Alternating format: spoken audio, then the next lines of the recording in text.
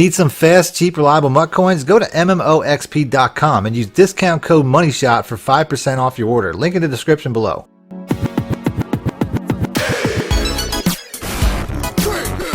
Welcome back, YouTubers and Madden fans. This is Madden MoneyShot, sniffing out the Madden G's as always. Got a video today where I'm going to outline some tips on offense and defense that I'm thinking that most people probably don't know that you can do.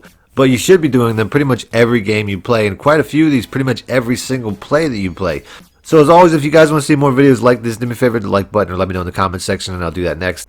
Other than that, we're going to get right into the video. We're going to start off on the offensive side and work our way back to the defensive side. Motion blocking is something that I don't see quite enough. In fact, I'm impressed when I do see motion blocking online. You can see right here, just by motion blocking this receiver on this run play, it really just gives me a wave of blockers that really overpowers my opponent, creates a much bigger hole, and just gives me a huge advantage. As you can see right here, I break off a very big run that I probably wouldn't have gotten if I didn't do that. You can also use motion blocking when it comes to passing plays. If somebody's hitting you with a lot of heavy blitzes, you can motion a receiver across, snap them in between the tackles, and it'll give you an advantage when it comes to blocking. But you can see it's pretty much always in use when it comes to blocking. As in right here, I mean, you can see how, it just creates a wall. I don't get much. I probably should have took it outside on this particular play, but you can just see how it gives a blocking advantage pretty much every time. Now, obviously, I said using, motions half the time, because if you do it too often, it's going to tip your hand. You can usually flip the play and get an advantage based off of that, as you're going to see on this play. But basically, if you motion block every single time, even though it gives you an advantage, eventually the user is going to know exactly where the play is going, which brings me to my next point, which is fake motions. Fake motions are a huge advantage as well. If you're not, like I said right here, I'm flipping it, I'm motioning the guy out to the opposite direction, and the user will either hesitate, or a lot of times, if you got a good enough scheme, they'll chase the play in that direction, which puts them totally out of position. Now in the passing game, motioning receivers has the same effect.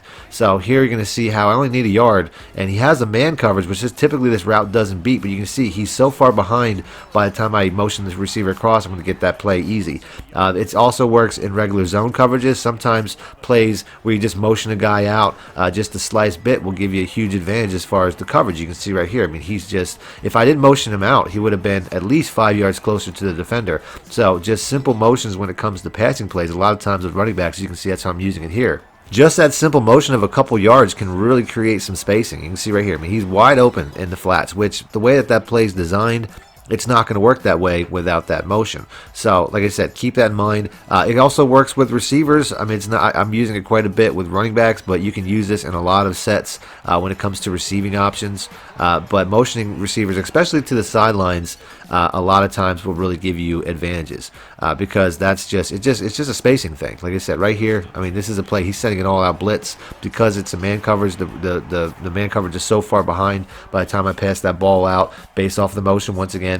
That's exactly what made that play work so well. Now there can be some negatives to this as well, because certain routes they're too elongated that they won't necessarily work. Like here, I motion out this running back to the sideline, and that long route really made the play not work because that's not exactly, you can't motion every one of them. So next tip, playmaking. I don't see enough people using playmaker online. I don't think a lot of people know how to. Ultimately, if there's no receiver open like here, I'm looking at basically everybody's covered.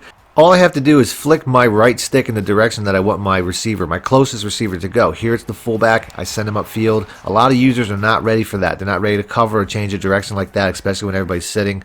So you can see how that definitely caught my opponent off guard there. So use your playmaker. You can flick it in any direction, left, right. You can send them, any direction you want. There, up was the best direction. On the very next play, I'm going to defense. We're going to flip to the defensive side. To me, gap stacking is without a doubt something you should be doing on every single defensive play. It's going to help you in blitzes, as you can see right here. It helps the edge defender get off the ball. Pretty much any blitz you run, it'll give you a higher chance of getting a free defender off the line. Here you can see, I mean, there's just, that's a 5-on-5 blitz, but because I stacked my user, which is typically how you're going to do this, you're going to take your user over either the center, over one of the guards, depending on whatever defense you're running. You're going to want to position the user over a blocker where there is no defender and try to pull that pull that blocker away, make that blocker hesitate. Anything that you do to confuse that blocker in front of you is going to help the play overall, as you can see right here. I mean, a lot of times Madden's AI is pretty smart, and a lot of times they'll shift, or they'll they'll try to pick up an assignment. But if you get them to a certain point and you have a good speed blitz off the edge, it's going to be too late. And then you can see right here, I mean, it's gonna pay dividends. You can still get back in coverage. You can see right there, I get the interception. A lot of these plays, you can still stack these gaps and then get back in coverage to a point where you can see, it just creates so much more pressure than standing back waiting for a play. Here's a play where I have an obvious advantage. I even get stuck on the blocker, and I still get back in time to make the play.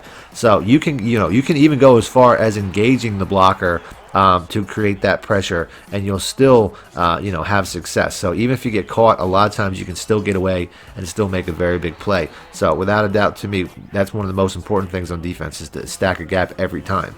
So whether you're having trouble getting pressure on the run or pass, doing this will always help you out. It'll definitely step your pressure game up a notch. The next tip is an offensive and a defensive tip. It's tap everything. Whether you're catching the ball, making tackles, making interceptions, whatever it is you're doing, make sure that you're tapping the ball, or tapping the button, tapping the action button. So here, if I make an interception, I'm tapping that button probably 5-6 times before I actually make the catch, because it takes away any need to time it.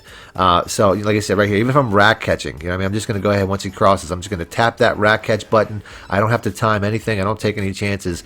It just basically removes the need for that. They basically put in a penalty a little while ago where if you held the button on an interception, it would take away, it would give you a penalty. So ultimately, tapping the button is going to be a very big help now. On offense, I think it's especially critical. As you can see, a lot of times, I mean, if I were to rack catch that ball, probably would be out of bounds. I mean, the safe catch to me is the most important catch in the game, because there's so many passes, there's so many plays to the sideline that eventually, you're either going to run out of bounds or you're going to safe catch it. And I don't think a lot of people know that safe catching is so important. Ultimately here, I think I overused the safe catch. I thought I was going to get in, but that was a play I probably should have rack caught it. But if I did take that chance, I could have got hit and the ball could have came out. Safe catching also is really important when catching in tight windows or in tight coverage. Here, once again, like I said, safe catching right on the sideline. Never would have caught that unless I safe caught that ball properly. So safe catching is definitely one of the most important things on offense. And on defense, it's also safe tackling. This is, to me, I don't really use a lot of hit sticks. I just feel like ultimately, I'd much rather make sure I guarantee the play. Here's, Barry Sanders getting, easily caught down with a safe tackle. And I'm just tapping the X button to do that. So anytime I'm in range and I want to make sure I get that tackle, because to me, it's a lot easier to get a guy off the field by doing safe tackles and turning over the downs than it is trying to knock a ball out, which is 50-50 anyway. Madden pretty much decides when fumbles come regardless. It's not something you have a lot of control over. So to me, I'm just going to safe tackle 9 times out of 10 and make the play. Here you can see I'm safe tackling this defender behind him, and you can see how it actually helps me to keep track with the defender. So he makes the play, but by me safe tackling, it actually acts like a homing device. Right here, once again, I don't lose position, I don't make a bad missed tackle, because I'm using the safe tackle button throughout the play, tapping it just to make sure that I keep up with him. Safe tackling correctly a lot of times within a certain range acts as like a suction effect. You can see right here, it sucks me in there to make the play. The next defensive tip I call route bumping. Now, this to me is simple. All I'm doing here, you can see I'm positioning this running back. He's trying to break to the outside on the exact opposite point of the field as the drag. But because I bumped him off his route, both of these guys are right next to each other, which is what I need. I'm covering 2 routes at this point because I basically position this guy the way that I want him. This works really well in mesh double drags. This is something that you can utilize in man coverage especially. You're going to see on the next play here. I'm going to do the exact same thing. I'm going to run through this receiver. As this receiver crosses me, I'm going to bump him off, and that's essentially going to do 2 things. Number one, it's going to make him lose all of his acceleration. You can see it slows him down. And once again, I position him where I want him to be, which is going to be this safety here. I'm going to get this safety and opportunity to catch up on this blitz. As you can see right here, when the play started, he was like 5 yards behind. Now he's right on top of the guy. So if he wants to throw that, he's not getting anything. And it all was because I bumped him off his route. I ran through him. I did the same thing with the tight end right now. As you can see right there, once again, taking away his acceleration, taking away pretty much all the quarterback's options as he gets sacked. This next tip is another thing that a lot of people ask me about that don't know how to do, and that's right-clicking to send the closest defender after running quarterbacks. I notice a lot of people don't know how to do this in the comment sections. Basically, whenever a quarterback is outside of the pocket, if you hit right click, if you hit the R3 button, which is the right stick, by pushing it in, you're going to send the closest defender. You're going to send the whoever's the closest to the quarterback at the time will abandon their assignment and go after the quarterback. That's going to be really helpful against people like to roll out of the pocket, or people that like to ultimately run with their quarterbacks. So that's something that you pretty much have to do. It's pretty vital. So we're going to finish this video off with a special teams tip.